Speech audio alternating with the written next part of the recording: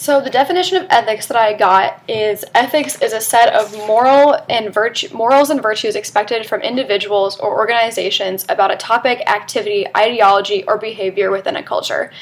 I think this is a pretty good definition because it's a lot like the one I had, which I'm kind of biased, but I do think it's a good definition, and I think it is workable and operational because it lays everything out that ethics could have to do with. It specifically mentions how ethics differs depending on where you are in the world, which is really important because what's right in America isn't always right in other countries, like Singapore, who has a lot of different ethics about like littering and things like that, which aren't as accepted here, which I know a lot of people think that littering is bad, but in Singapore it's a huge deal. It specifically mentions how ethics differs depending on where you are, so that's good. It also gives categories where ethics could be questioned. So it says individuals or organizations about a topic, activity, ideology, or behavior within a culture. So that could have to do with a lot of really sensitive issues that we have to argue about ethics a lot still today, like homosexuality and abortion and all other sensitive issues that fit under the umbrella of activity, ideology, or behavior within. The only thing that I would really critique about this definition is that it never mentions how ethics changes over time, and this is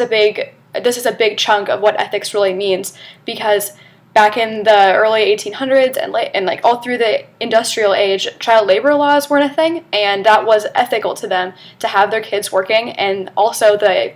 conditions in the factories aren't ethical in our standards today, but back then that was just the way that they lived. So this is something really important to mention because it really explains how the perception of ethics differs on like the most obvious level of what's right today compared to what's right 10 years ago, which is very important to mention because the implementation of technology into today's world really changes our definition of ethics, and that also has to do with something that was mentioned in the definition with where it is in a different culture. So what's okay for technology here in America isn't always okay in less developed parts of the world where technology isn't as readily available, like what we do with cars, which is a big part of technology, and what we do with our phones and when we use them and when it's okay to have our phones out, and this wouldn't always be the same depending on what part of the world that you're in.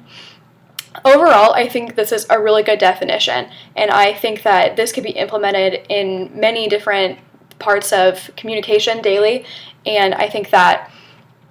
I could use this to judge other people's ethics if I really wanted to, because it lays out everything. It says it's a set of morals, which is important to mention because ethics is a huge part of morals. Ethics is